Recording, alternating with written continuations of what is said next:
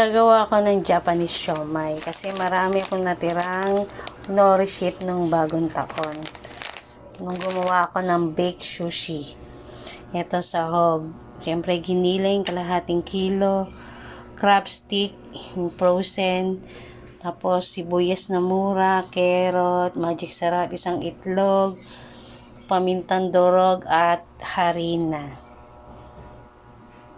Gagayatin ko na yung mga sangkap. Gamit nga rin pala ako ng sibuyas at bawang.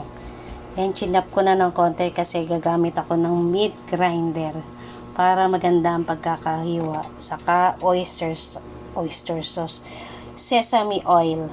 Yan. Pampahid sa nori sheet.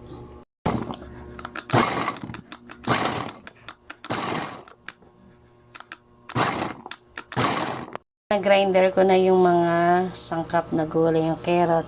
Ito, nilagyan ko na rin magic sarap, pamintang durog, itlog, konting asin. Lalagyan ko rin ng konting oyster sauce at sesame oil. Sesame oil. Kutsara lang. Tapos haluin lang natin mabuti. At harina nga pala, haluin lang natin siyang mabuti. Assemble na ako.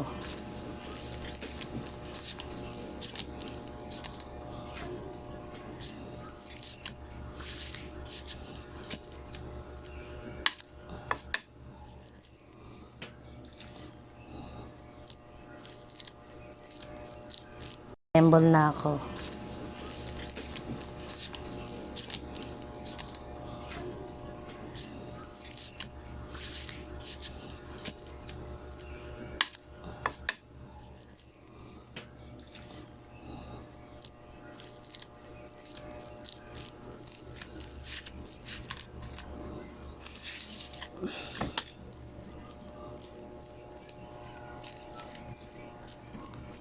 Ayan, tapos lalagay natin nori sheet.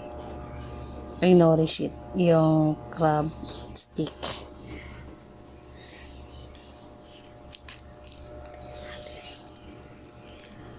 Babasain natin ng tubig yung dulo para silyado.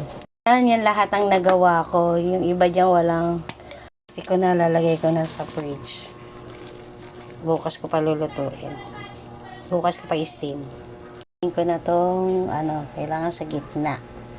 Yan, i-steam ko na yung ginawa kong Japanese siomai. Nilagyan ko muna ng oil yung yung steamer.